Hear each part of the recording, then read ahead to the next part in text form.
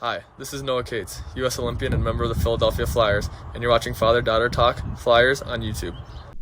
Hello, everybody. Welcome to episode 81. 81 was worn by Carson Twarynski. Loved Carson. Didn't have quite an NHL career. Still going strong in the AHL. He's played for the Checkers and now the new Coachella Firebirds.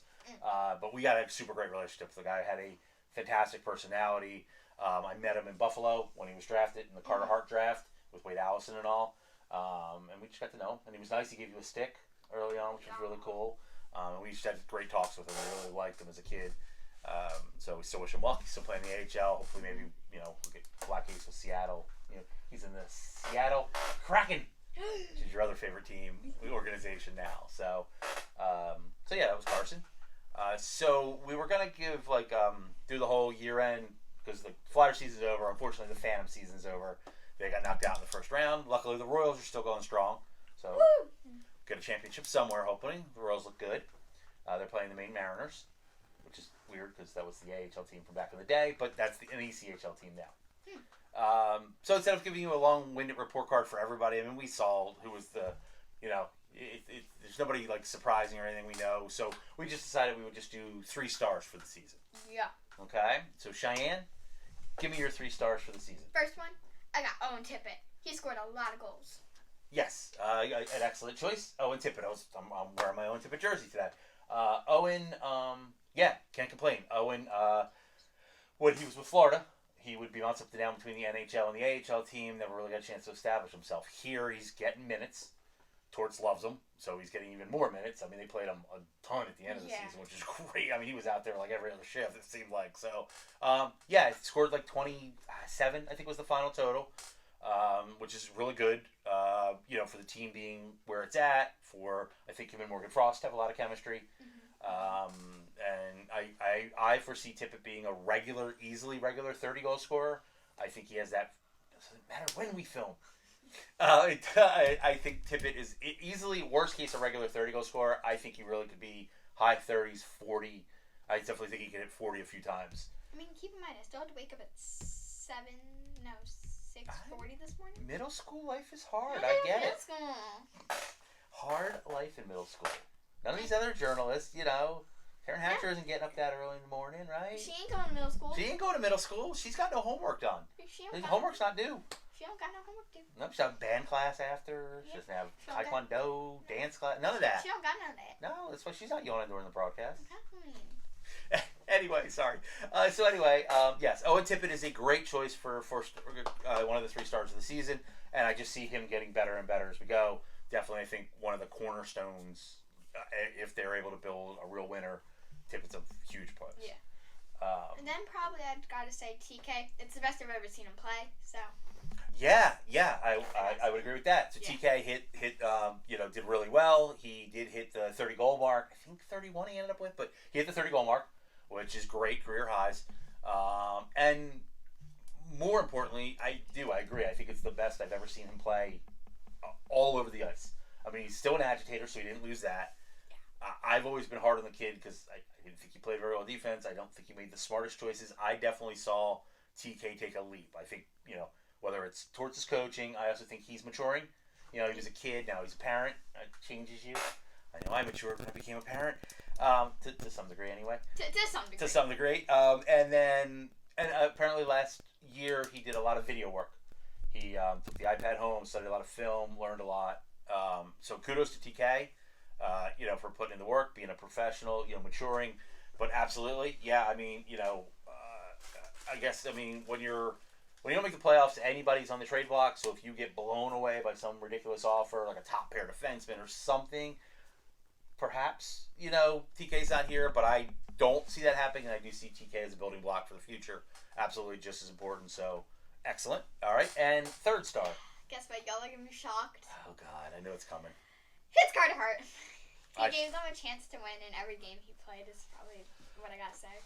Yeah. I mean, that's the simplest version. Carter Hart is a franchise goaltender who's still super young. I mean, older than you. But 23. Yeah, 23 or 24. I've done my 23. I've done my research. Okay. I've done my research. All right. I wasn't sure if he had turned 24 yet or not. I lose track. I believe he's still 23. either way, that's still young. Even for, frankly, a lot of goalies don't even break into the league till that age.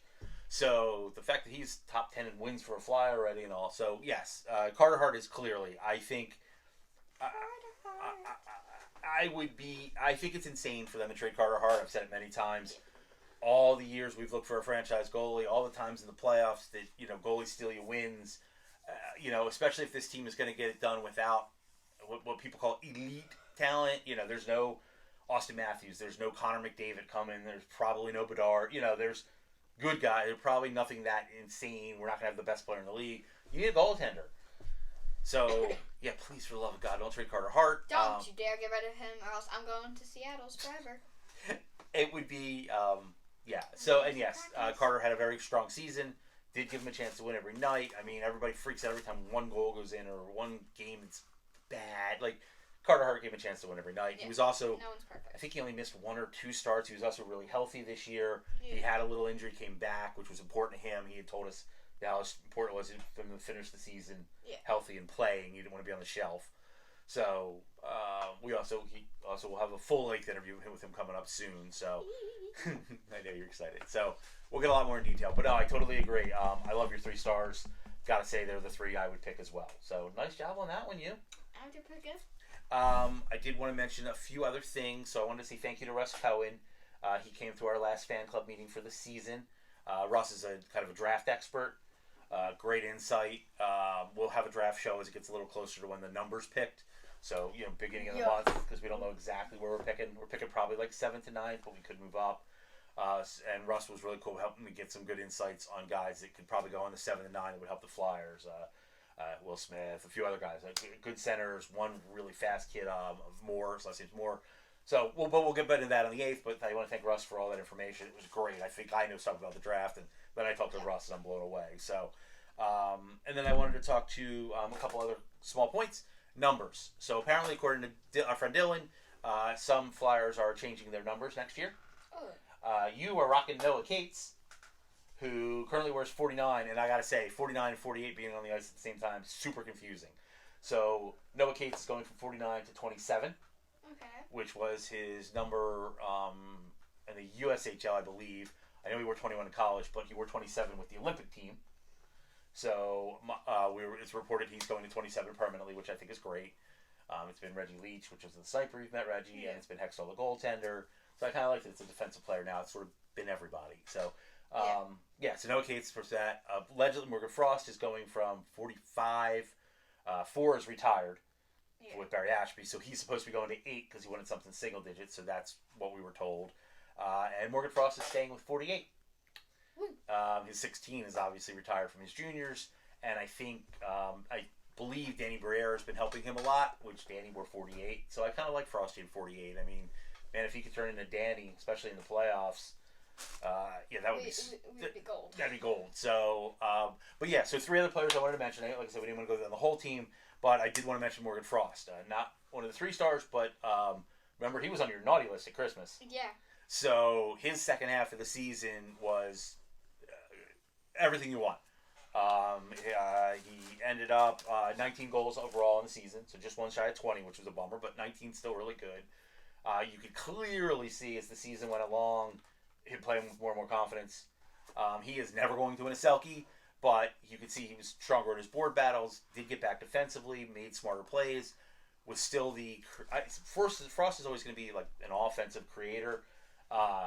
You could see the confidence. He was doing that. More plays, knowing when to pick his spots, which I'm sure Torts does appreciate. Yeah. And you can see Torts was very hard on him in the beginning, but I think he earned Torts' respect. And he said on Nasty Knuckles, you got to earn it again next year. So you can't take anything for granted. But I like Frost. I think I definitely got to give a shout out to Nick Seeler. I thought Seeler was like a 7th defenseman, AHL veteran you carry around.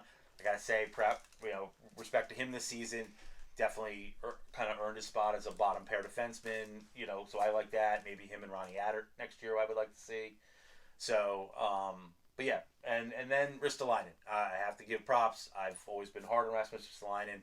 I disliked the trade, and I dislike his contract. But taking the off the ice things aside, I think he played well. I think he definitely got much better under Sean Torts as the season went along. I think he stopped taking himself out of plays for hits and actually started playing defense, which was always my gripe against him. So when I'm hard on somebody, I'm hard on him. When I see an improvement, I got to shout him out for it. So I definitely thought Risto was improved on the season. So that's kind of it. We did the new numbers. We did that. We talked about Russ. I think we're pretty good. Pretty good. All right. We were hoping for the Royals. I'm going to try to make a playoff game this weekend for the Royals. It is your sister's birthday, and she loves the Her Royals. birthday's on Monday. And she loves the Royals, so we're going to try to get up there this weekend and see them play. Saturday I might not go. It's like the busiest weekend of my life. I know. I literally have so much this weekend.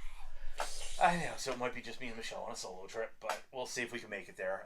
And then please keep, I know it's summer, we do have some other things planned, but I think we're pretty good for this episode. Is that it? I love how you're saying it's summer, but it's actually not that warm today. No, it's a miserable rainy day today. But... Yeah, it's pouring. There's a window over there, by the way. We're not just staring at a wall. There's a window. Yeah, the camera doesn't turn when we turn our heads. No. Sorry about that. But yes, it's There's a miserable, rainy, miserable day here in New Jersey. But all right, well, let the nice people go. Thank you for episode 81. Oh, and our subscribers have hit over 150, so thank you for that. Woo. Please continue to tell other people. We love to grow. Yeah. And yeah, there we go. Go hit the button and say goodbye to these nice people.